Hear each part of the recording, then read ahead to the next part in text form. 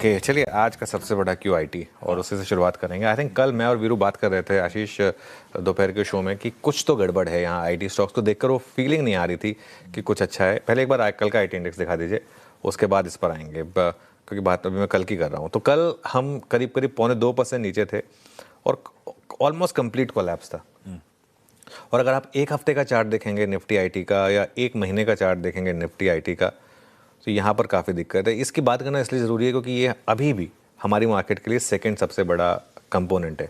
Bank Nifty सबसे बड़ा है, बैंक निफ्टी के बाद आईटी है। यही चलता रहा तो नहीं रहेगा ज़्यादा समय तक, है ना। एक तो आईटी से इंडेक्स से बाहर हो चुका है निफ्टी से, ऐसे ही चलता रहा तो और एक दो जो बॉर्डर लाइन केस हैं वो बाहर हो जाएंगे और कुछ और स्टॉक्स ऐड हो जाएंगे, तब शायद एक हम बॉटम बना दें यहाँ पर।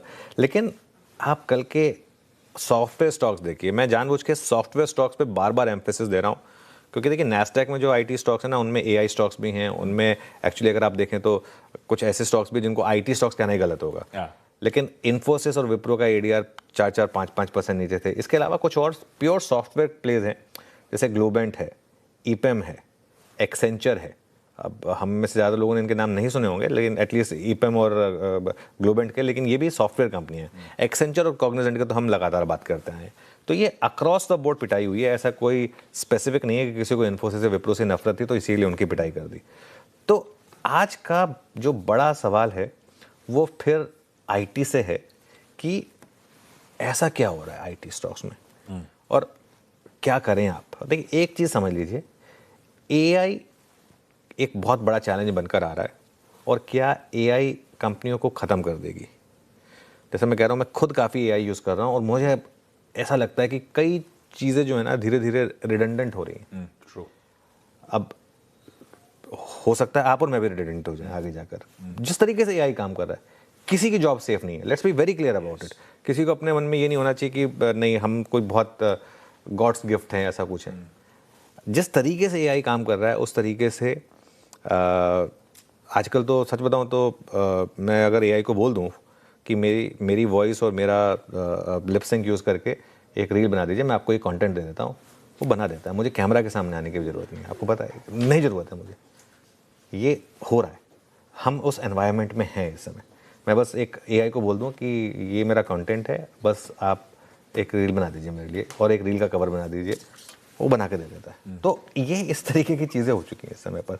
और क्या आईटी कंपनियां अपने आप को रीइनोवेट कर पाएंगी, इंडियन आईटी कंपनी? क्योंकि भारतीय आईटी कंपनियों के साथ दिक्कत क्या रही है, इन्हें कहा जाता है body shoppers. At the end of the day आप आउटसोर्सिंग करते हैं, आपको कुछ काम मिलता है, आप यहाँ पर बैठ के लोग कोड लिखते हैं और उनको भेज देते हैं, वो वहाँ पर इंप्लीमेंट कर देते हैं। मोटा मोटी ये काम होता है सॉफ्टवेयर कंपनीज का। लेकिन पहले जो चैलेंजेस आए थे, चाहे वो Y2K का चैलेंज था या .com का बबल था, मुझे अभी तक याद है मैंने एक बार बहुत पहले शंकर शर्मा का इंटरव्यू किया था, तब क्लाउड एक बड़ा चैलेंज बनकर आ रहा था। तब भी ऐसे सवाल उठे थे कि क्या बिजनेस मॉडल खत्म हो जाएगा। उन सब चैलेंज से ये कंपनियां निकल कर आई। सारी कंपनियां नहीं निकल कर आई। अभी वो आपको याद होगा विजुअल सॉफ्ट, पेंटा, ये सब कोई कहाँ है पता भी नहीं है किसी को। तो काफ़ी कंपनियां बंद भी हुई हैं, ऐसा नहीं है। और ये इस बार भी होगा, काफ़ी कंपनियां शायद ना सर्वाइव कर पाएँ। लेकिन इस बार का जो चैलेंज है ना, वो सीधा बिजनेस मॉडल पर है। क्योंकि क्या है, जैसे मैं कह रहा हूँ कि आप तो 6 महीने लगाते हैं एक सॉफ्टवेयर बनाने में, अगर एआई आपको तुरंत वो काम करके दे देगा तो फिर कहीं ना कहीं एक लोग कहेंगे क्यों हम फिर इतना इन्वेस्ट करें सॉफ्टवेयर कंपनियों पर। और जिस तरीके से ये स्टॉक्स गिरे हैं ना, अगर आप कल के इंटरडे चार्ट्स देखें, टीसीएस का इंटरडे चार्ट देखें, अगर आप कल का इन्फोसिस का इंटरडे चार्ट देखें, आप कल का परसिस्टेंट सिस्टम्स का, ये स्टॉक्स इसलिए नहीं गिरे कि किसी ट्रेडर ने डिसाइड किया कि चलो मैं थोड़ा सा एसटीबीटी कर लेता हूँ या थोड़ा सा कहीं बेच देता हूँ। ये इस तरीके की गिरावट बड़े स्टॉक्स में आती है जब इंस्टीट्यूशंस एक कॉल लेते हैं कि हमें इस सेक्टर में नहीं रहना है और हमें यहाँ पर एक सेलिंग करनी है।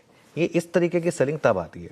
आज विप्रो और टीसीएस खुलते ही शायद 52 वीक लो लगा दें। अगर विप्रो का एडीआर 5% नीचे है, विप्रो का 52 वीक लो 226 है, तो मतलब अगर 1% भी आज विप्रो गिरा तो एक फ्रेश 52 वीक लो लगाएगा। वैसे ज़्यादा दूर नहीं है, 4 फरवरी को लगाया था हमने।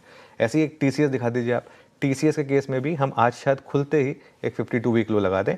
और टीसीएस के केस में इंपॉर्टेंट होगा क्योंकि टीसीएस के केस में ये 2025 का लो है, तो उस हिसाब से इन्फोसिस फिर भी बचा रहेगा अपने 52 वीक लो से, क्योंकि इन्फोसिस ने थोड़ा सा एक रिलेटिवली बेटर परफॉर्म किया था पिछले क्वार्टर में, तो इसके लिए इन्फोसिस का 52 वीक लो अभी बहुत दूर है, 1307 पर है, 2025 का है, वो नहीं लगना चाहिए। लेकिन मिड कैप आईटी भी काफ़ी वीक हुआ है।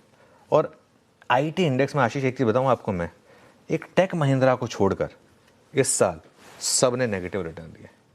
कोई भी एक स्टॉक नहीं है पूरे इंडेक्स में, एक भी स्टॉक नहीं है आईटी इंडेक्स को छोड़कर जहां पर आपने पॉजिटिव रिटर्न दिए हो।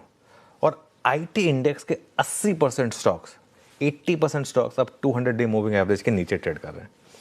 सिर्फ एक टेक महिंद्रा है जो रिलेटिव स्ट्रेंथ दिखा रहा है। एक बार टेक महिंद्रा भी दिखा दीजिए जहां पर थोड़ी सी फिर भी एटलीस्ट पॉजिटिविटी है।